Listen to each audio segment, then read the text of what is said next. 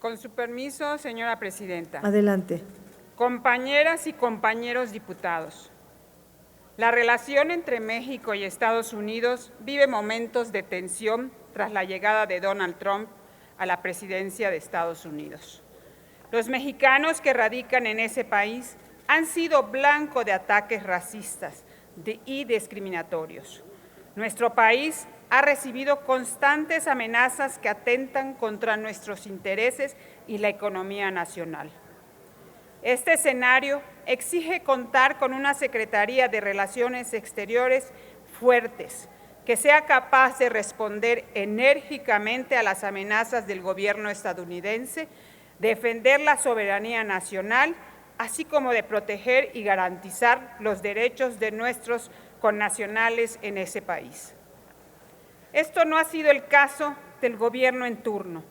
El presidente Andrés Manuel López Obrador y el secretario de Relaciones Exteriores, Marcelo Ebrard, no han sabido defender la dignidad del pueblo mexicano frente a los embates de Trump. Tampoco han podido encontrar una solución a la crisis migratoria.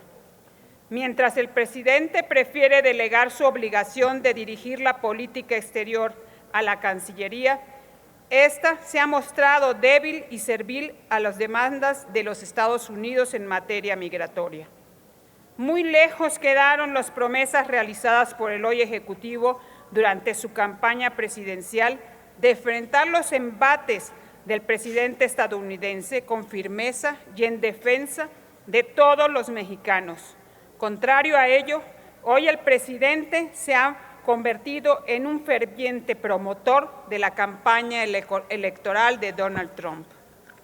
Esta debilidad no solo constituye un daño a la dignidad de nuestro país, sino que se ha traducido en un grave endurecimiento a la política migratoria, contraria a la tradicional política humanitaria y de puertas abiertas con la que el gobierno mexicano siempre recibió a migrantes, refugiados y asilados. Este viraje radical en la política migratoria ha provocado una crisis humanitaria en nuestras fronteras y serias violaciones a los derechos humanos de los migrantes.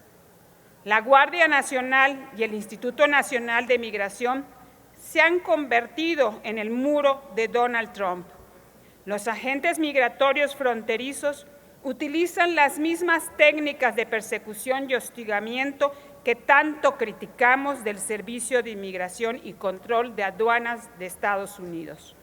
Hasta ahora, el gobierno mexicano ha cedido a las condiciones impuestas por Estados Unidos para no implementar el arancel del 5% a los productos mexicanos, violentando la soberanía e independencia de nuestro país. Aún así, el canciller asegura que en materia migratoria no hay nada de qué avergonzarse. Se han enviado cerca de 26,000 elementos de la Guardia Nacional para controlar las fronteras, desatendiendo los objetivos de seguridad pública por lo que fue creada en un principio.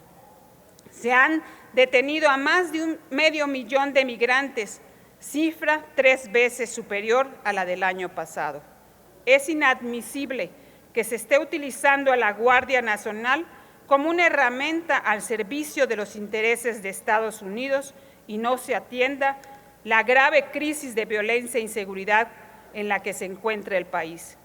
En lo que va de esta administración, han sido asesinadas casi 27,000 personas, siendo el inicio de administración más violento de los últimos 3 gobiernos.